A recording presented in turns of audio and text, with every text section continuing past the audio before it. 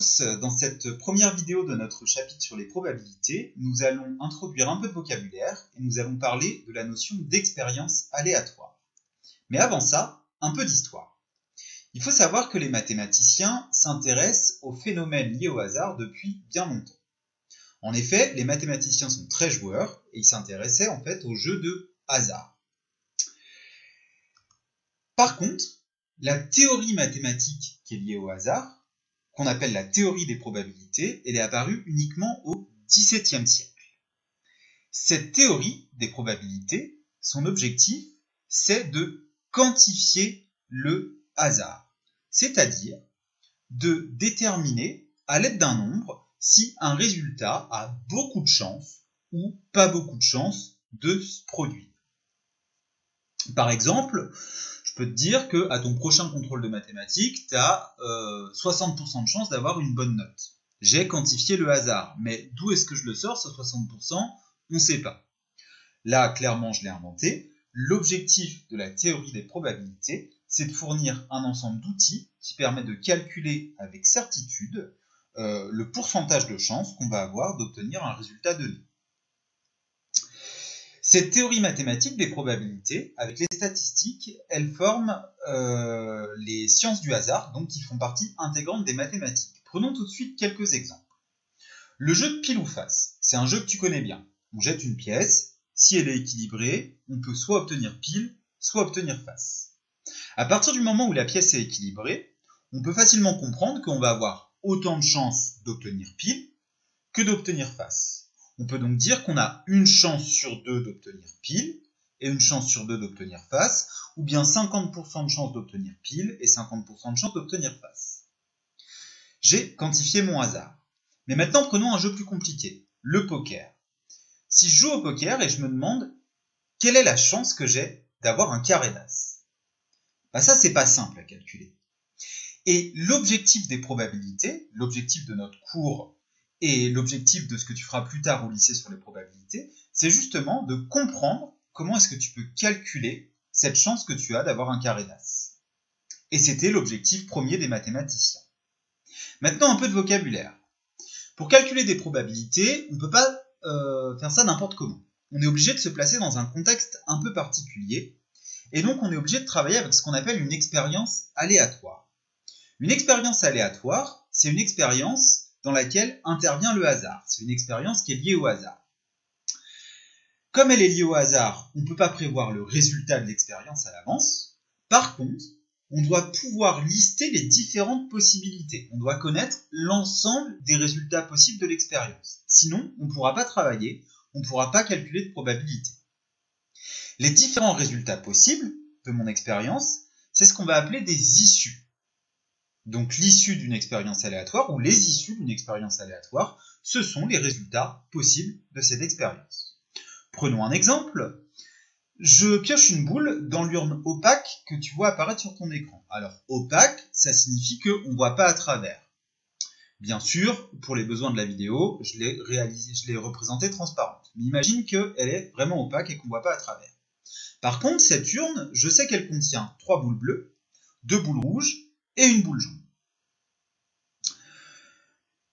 Je pioche une boule au hasard, donc je connais l'ensemble de mes résultats possibles, je peux soit obtenir une boule bleue, soit obtenir une boule rouge, soit obtenir une boule jaune. Ce sont les 3 issues de mon expérience. Mais comme l'urne est opaque, je ne peux pas prévoir à l'avance l'issue que je vais obtenir, le résultat que je vais obtenir. Je ne peux pas savoir à l'avance si je vais avoir une boule bleue, une boule rouge ou une boule jaune.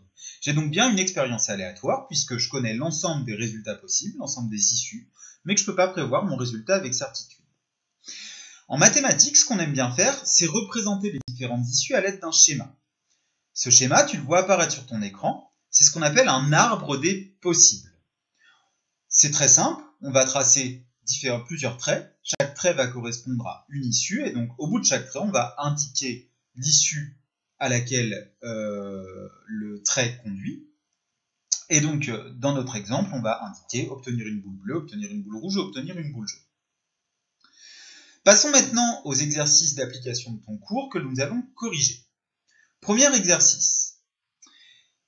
Je te donnais des expériences et tu devais dire si elles étaient aléatoires. Première expérience, on achète 3 timbres à la poste et on regarde le prix à payer. Bah clairement, non, c'est pas une expérience aléatoire.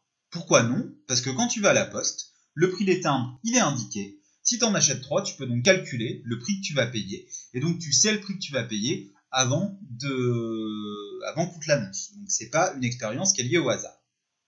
Deuxième expérience, on remplit une grille de loto et on regarde si on a un numéro gagnant. Là oui, c'est bien une expérience aléatoire. Parce que on connaît l'ensemble des résultats possibles, c'est l'ensemble des numéros que tu as sur ta grille de loto, mais on ne peut pas savoir à l'avance quel numéro va être tiré. Donc toi, quand tu remplis ta grille, tu coches des numéros, mais tu ne sais pas si ce sera des numéros gagnants ou non. Donc c'est bien lié au hasard. On connaît l'ensemble des résultats possibles, on ne peut pas prévoir le résultat avec certitude, c'est une expérience aléatoire.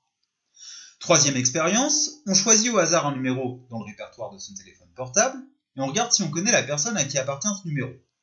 On pourrait débattre longtemps, mais franchement, non, c'est pas une expérience aléatoire. Parce que si le numéro de la personne, il est enregistré dans ton portable, a priori, c'est que cette personne, tu la connais un petit peu, de près ou de loin. En tout cas, tu as une vague idée de qui il s'agit. Mais tu vas pas inscrire un numéro complètement au hasard dans ton téléphone sans savoir à qui il fait référence. Donc en fait, c'est une expérience qui est liée au hasard, on choisit au hasard, mais on connaît le résultat de l'expérience avec certitude puisque on connaît forcément la personne à qui appartient le numéro.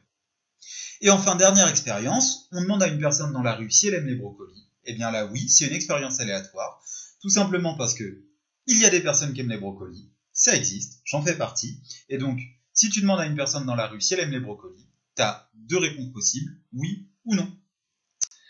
Deuxième application, tu devais donner les différentes issues de chacune des expériences. Première expérience, on note les chiffres de l'année 2018 sur des cartons, on en tire un au hasard. Eh bien, les issues possibles, c'est 2, 0, 1 et 8. Ce sont les différents chiffres qui composent 2018. Deuxième expérience, on note les lettres du mot ananas sur des cartons et on en tire un au hasard. Les différentes issues, ce sera A, N et S. Dans ananas, il y a 2 fois la lettre A et 2 fois la lettre N. Pourtant, on les note une seule fois quand on indique les issues. Par contre, ce que tu pourras dire, c'est que tu as plus de chances d'obtenir A que d'obtenir S. On dira donc que la probabilité d'obtenir A est supérieure à celle d'obtenir S, et je t'expliquerai dans une seconde vidéo comment calculer cette probabilité. Bonne journée!